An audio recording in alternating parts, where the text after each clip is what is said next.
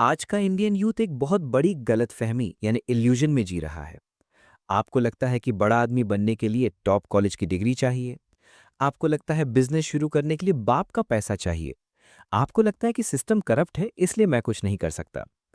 अगर आप ये सोचते हैं तो आपने अभी तक गेम स्टार्ट ही नहीं किया है, क्योंकि जिस आदमी की बात आज हम करने वाले हैं उसने इस पूरे सिस्टम को सिर्फ हिलाया नहीं, उसने सिस्टम को रीराइट कर दिया। मैं बात कर रहा हूं धीरूभाई अंबानी की। लोग उन्हें बिजनेस टाइकून कहते हैं, लेकिन अगर आप उनकी साइकोलॉजी को स्टडी करें तो वो बिजनेसमैन नहीं थे, वो एक सिस्टम हैकर थे। उनके पास पैसा नहीं था, उनके पास डिग्री नहीं थी, वो सिर्फ 10th पास थे। उनके पास कोई गॉडफादर नहीं था। वो एक पेट्रोल पंप पर अटेंडेंट थे, लेकिन वहां से निकलकर उन्होंने एक ऐसी कंपनी खड़ी की जो आज इंडिया की जीडीपी का एक बड़ा हिस्सा चलाती है। आज हम उनकी लाइफ की डेट्स और इवेंट्स नहीं पढ़ेंगे, हिस्ट्री क्लास नहीं है ये। आज हम उनके ब्रेन को डिकोड करेंगे। हम समझेंगे कि कैसे उन्होंने लाइसेंस राज के दौर में, जब बिजनेस करना पाप माना जाता था, दुनिया की सबसे बड़ी पॉलिस्टर कंपनी खड़ी कर दी। अगर आप लाइफ में अटक गए हैं, रिसोर्सेज का रोना रो रहे हैं या सिस्टम से डर रहे हैं, तो ये वीडियो आपके दिमाग के ताले तोड़ देगी।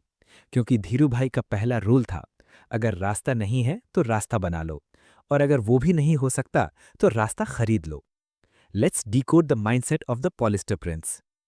Chapter 1, the Aden university, learning human nature. Dhiru bhai के बारे में लोग कहते हैं वो 10th पास थे। टेक्निकली सच है, लेकिन प्रैक्टिकली वो दुनिया की सबसे बड़ी यूनिवर्सिटी के स्टूडेंट थे, the university of human nature. जब वो एडन यानी यमन में पेट्रोल पंप पर काम करते थे और बाद में एक क्लर्क बने, वो सिर्फ तेल नहीं भर रहे थे, वो इन्फॉर्मेशन आर्बिट्राज सीख रहे थे। उन्होंने वहां देखा कि यमन की करेंसी रियाल चांदी की बनी थी। उन्होंने नोटिस किया कि उस सिक्के की फेस वैल्यू उसकी मेटल वैल्यू से कम थी। यानी अगर आप उस सिक्के को पिघला दें तो जो चांदी निकलेगी वो सिक्के से ज्यादा महंगी बिकेगी। एक आम आदमी क्या करता? शायद इग्नोर कर देता। धीरू भाई ने क्या किया? उन्होंने बहुत सारे रियाल इकट्ठा किए, उन्हें पिघलाया और चांदी लंदन बेच दी। जब तक सरकार को पता चला और उन्होंने करेंसी बंद की, धीरू भाई अपना प्रॉफिट कमा चुके थे। Lesson for youth. आप रोते रहते हैं कि अपॉर्चुनिटी नहीं है। धीरू भाई कहते थे अपॉर्चुनिटी आंखों से नहीं, दिमाग से दिखती है। वो हर चीज में गैप ढूंढते थे। मार्केट में क्या गैप है, सिस्टम में क्या गैप है। आज का यूथ डिग्री लेने में 4 साल लगाता है, लेकिन मार्केट को समझने में 4 मिनट नहीं लगाता। धीरू भाई एमबीए नहीं किया था, लेकिन उन्हें पता था कि प्रॉफिट कहाँ छुपा है। उनका माइंडसेट था फर्स्ट प्रिंसिपल्स थिंकिंग। वो ये नहीं सोचते थे कि लोग क्या कर रहे हैं, वो सोचते थे चीज की असली वैल्यू क्या है।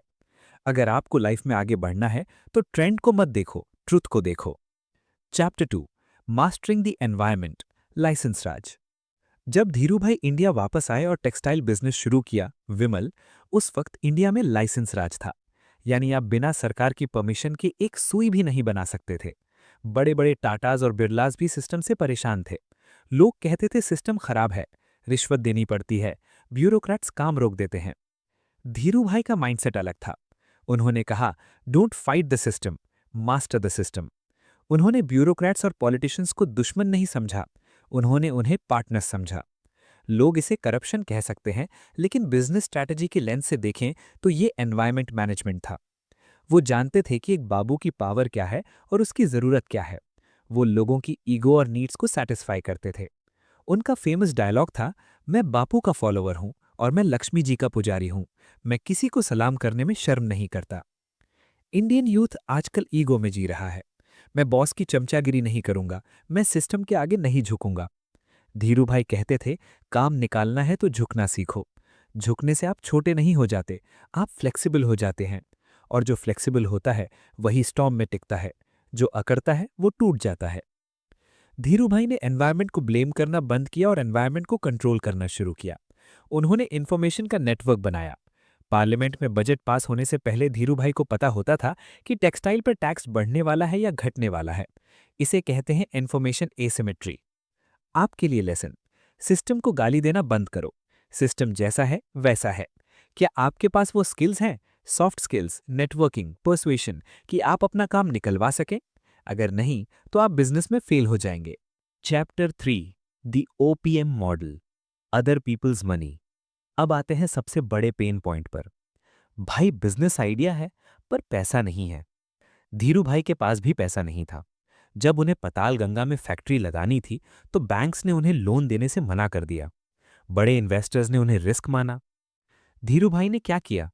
उन्होंने कहा, बैंक्स पैसे नहीं देंगे। ठीक है, मैं सीधा इंडिया की जनता के पास जाऊंगा। उस जमाने में स्टॉक मार्केट को सट्टा बाजार यानी गैम्बलिंग डेन माना जाता था। आम आदमी शेयर नहीं खरीदता था। धीरू भाई ने इक्विटी कल्ट इन्वेंट किया। उन्होंने मिडिल क्लास इंडियंस को, डॉक्टर्स, टीचर्स, शॉपकीपर्स को रिलायंस का पार्टनर बनाया। उन्होंने उन्हें समझाया, बैंक में पैसा रखकर तुम गरीब रहोगे, मेरे साथ आओ, हम साथ में ग्रो करेंगे। उन्होंने अपनी एजीएम्स यानी एनुअल जनरल मीटिंग्स किसी हॉल में नहीं, क्रिकेट स्टेडियम्स में करनी शुरू की, क्योंकि इन्वेस्टर्स इतने ज्यादा थे। दुनिया में पहली बार किसी कंपनी की मीटिंग स्टेडियम में हुई थी। उनका मेंटल मॉडल था, ट्रस्ट इज द करेंसी। उन्होंने हमेशा अपने इन्वेस्टर्स का प्रॉफिट पहले सोचा। जब शेयर प्राइस गिरा, उन्होंने खुद शेयर खरीदकर प्राइस ऊपर किया, ताकि छोटे इन्वेस्टर का नुकसान ना हो। इसलिए लोग धीरू भाई पर आंख बंद करके भरोसा करते थे। Lesson for youth. पैसा प्रॉब्लम नहीं है, ट्रस्ट प्रॉब्लम है। अगर आपके पास एक सॉलिड प्लान है और आप लोगों का भरोसा जीत सकते हैं, तो पैसा हवा में है। आप इन्वेस्टर ढूंढ रहे हैं, लेकिन आपने अभी तक ट्रस्टेबिलिटी बिल्ड नहीं की है। धीरू भाई ने दिखाया कि अगर आप मिडिल क्लास को अमीर बनाओगे, तो वो आपको दुनिया का सबसे अमीर आदमी बना देंगे। इसे कहते हैं win win philosophy. Chapter 4, think big, think fast, think ahead. Dhirubhai का सबसे फेमस कोट है, think big, think fast, think ahead. Ideas are no one's monopoly. लेकिन थिंक बिग का असली मतलब क्या है? जब धीरू भाई ने पॉलिस्टर बनाने का सोचा, तो उन्होंने इंपोर्ट करने का नहीं सोचा। उन्होंने सोचा, मैं पॉलिस्टर बनाऊंगा। फिर सोचा, पॉलिस्टर बनाने के लिए रॉ मटेरियल यानी पेट्रोकेमिकल्स चाहिए, मैं वो भी खुद बनाऊंगा। फिर सोचा, पेट्रोकेमिकल्स के लिए तेल यानी ऑयल चाहिए, मैं ऑयल रिफाइनरी भी खुद लगाऊंगा। इसे कहते हैं वर्टिकल इंटीग्रेशन। उन्होंने पूरे सप्लाई चेन पर कब्जा किया। जब पतालगंगा फैक्ट्री बन रही थी, इंजीनियर्स ने कहा, सर इसे बनने में 3 साल लगेंगे। धीरू भाई ने कहा, तुम्हारे पास 18 महीने हैं। लोगों ने कहा इम्पॉसिबल है।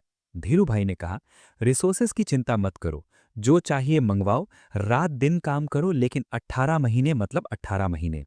और फैक्ट्री 18 महीने में खड़ी हो गई। Lesson for youth. आप सेफ खेल रहे हैं। आप सोच रहे हैं, पहले छोटी दुकान खोल लेता हूं, फिर देखेंगे। धीरू भाई कहते थे, डिमांड क्रिएट की जाती है। उन्होंने विमल ब्रांड बनाया और गांव-गांव तक पहुंचा दिया।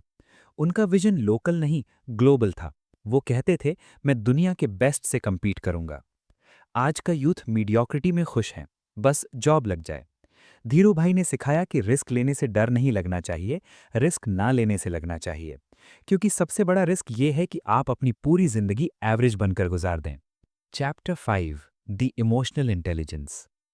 धीरू भाई बिजनेस में रूथलेस थे, लेकिन रिलेशनशिप्स में वो जादूगर थे। उनके पास हाई ईक्यू था।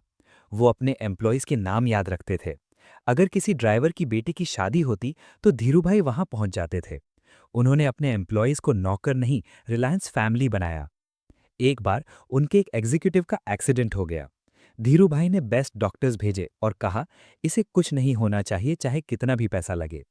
जब बॉस ऐसा हो, तो एम्प्लॉय उसके लिए जान देने को तैयार हो जाता है। आज के फाउंडर्स और मैनेजर्स एक्सेल शीट्स पर फोकस करते हैं, ह्यूमंस पर नहीं। धीरू भाई जानते थे कि कंपनी मशीन से नहीं, लोगों से चलती है। अगर आप लोगों का बिल जीत सकते हैं, तो दिमाग अपने आप मिल जाएगा। Conclusion, the inner Reliance. दोस्तों, धीरू भाई अंबानी की कहानी सिर्फ पैसे की कहानी नहीं है, ये सेल्फ बिलीफ की कहानी है। एक पेट्रोल पंप अटेंडेंट जिसके पास खोने के लिए कुछ नहीं था, उसने ये सपना देखा कि वो दुनिया को कपड़े पहनाएगा। लोगों ने उन्हें पागल कहा, सरकार ने उन्हें रोका, कॉम्पिटिटर्स ने उन पर हमले किए, स्ट्रोक भी आया, पैरालिसिस भी हुआ, लेकिन वो रुके नहीं। उनका सीक्रेट वेपन क्या था? उनका सीक्रेट वेपन था कि उन्हें खुद पर रिलायंस था। रिलायंस कंपनी का नाम बाद में आया, सेल्फ रिलायंस यानी आत्मनिर्भरता पहले आया।